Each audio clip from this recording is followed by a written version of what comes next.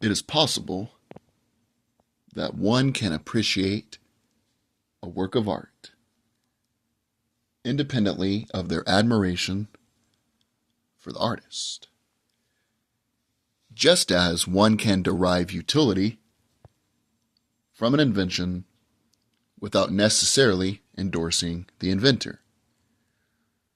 The value of creative and innovation contributions transcends personal preferences. Basically, you can enjoy a piece of music without necessarily liking the composer. You can gain utility from a device invented by someone you find deplorable. Case in point, this device that I have in the palm of my hand, the telephone, was invented by an individual who displayed less than desirable traits. Alexander Graham Bell was an advocate of eugenics. As a teacher of the deaf, he did not believe that deaf people should get married because the gene for being deaf was hereditary. He thought if two deaf people got together, then it would continue on a chain of more deaf individuals. He also was against sign language.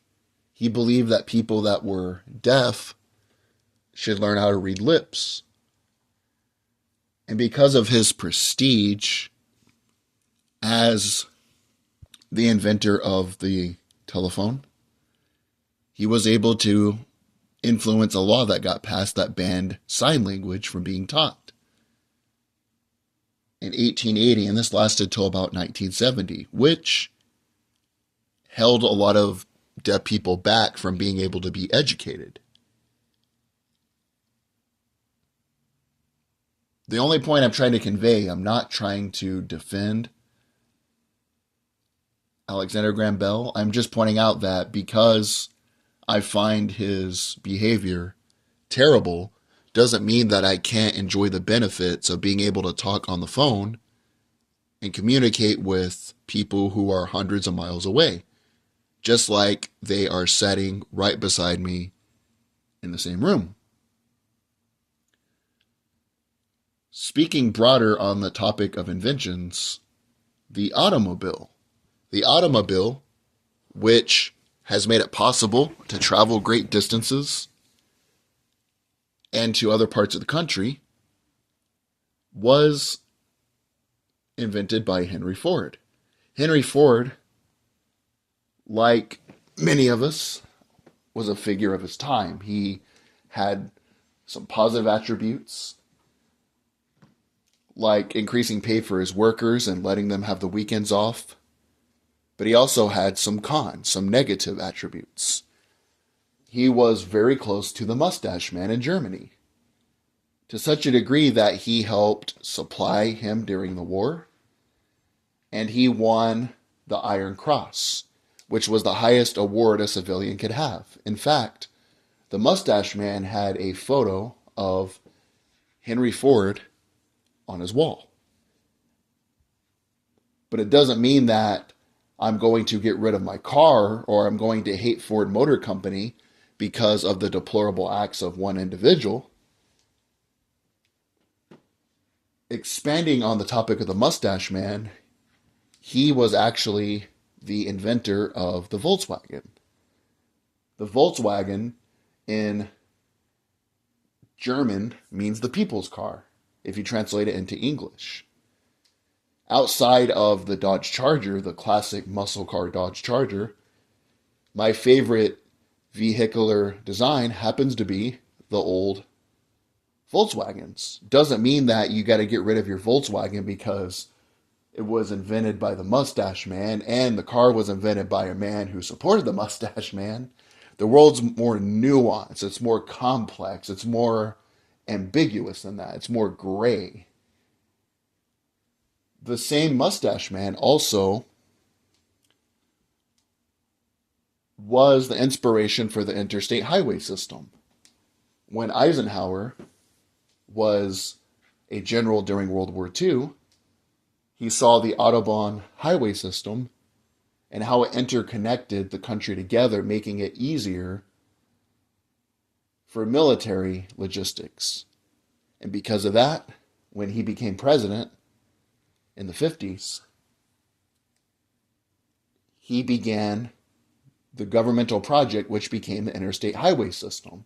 The interstate highway system makes it possible for us to travel all around the country. You can get from New York to San Francisco. It makes it easier for goods to be distributed. When you go to the grocery store shelves, you have food, toothbrushes, dental floss, all the materials you need due to the interstate highway systems. Two companies which I enjoy their athletics wear, Adidas and Puma, were invented by two brothers that were part of the Mustache Man's party. You can look all this up. Puma and Adidas were invented by them. It doesn't mean that I had to get rid of my Adidas shirt I just got. And one thing I'll never do is get rid of a free shirt. That's the best type of shirt you can get, a shirt that fits and a shirt that's free. I'm not getting rid of that. On the entertainment aspect, it's the same thing with celebrities. Rock and Roll Part 2 is a staple of any sports playlist. If you look up the man who created the song and sang the vocals, he's reprehensible. I think he's still in jail right now. I haven't looked into him recently. Gary Glitter is his name. One of the most important innovations that we have today is fertilizer. Fertilizer has made it easier for nitrogen to be in the soil. And nitrogen is in all of our bodies. We need nitrogen to sustain life. Since 1900, fertilizer was invented by Fritz Haber, a deplorable, evil man. It has made the population of the world in the industrial countries rise precipitously. The reason I say Fritz Haber was an evil man, he invented chemicals that became the first chemical attacks used in war. He also invented a chemical compound that became the precursor to what the National Socialist Party used in their camps. You can look into that later on. But it doesn't mean that fertilizer hasn't improved industry. It hasn't improved people's lives. It hasn't made it easier to reproduce and cycle nitrogen across the planet through the nitrogen cycle. I just never understood the notion that this celebrity disagrees with my politics, so I can't like Steph Curry. I can't like Brett Favre because they disagree with my politics. And you see this a lot on people on the right. I tend to be more on the right. I believe in private enterprise, low taxes, low government regulation. I'm libertarian, technically, if I were to classify myself. But just because someone is more liberal than me, I'm not going to say, I'm never going to watch the NFL again. I'm never going to watch anything Tom Hanks is in or Ben Stiller because they disagree with my politics. I'm just going to watch Last Man Standing. Because Tim Allen agrees with my politics. I'm going to watch reruns of Roseanne Barr because they agree with my politics. To me, I don't give a damn what you believe. If you're a good performer, you're a good artist, you're a good entertainer, I'll enjoy your entertainment, even if I find you personally reprehensible, because art, music, and invention transcends personal feelings. And on a last note, Thomas Edison also had a dark side. But without Thomas Edison, we wouldn't have the motion picture camera. We would not have the DC generator, which powers on a smaller scale. You have AC, DC, but DC was the precursor to AC, which is the modern generator that generates power on our electrical grid. He created the modern filament for the light bulb and a plethora of inventions. But the point is, he wasn't a good guy. He was famous for stealing patents, for profiting off other people's work.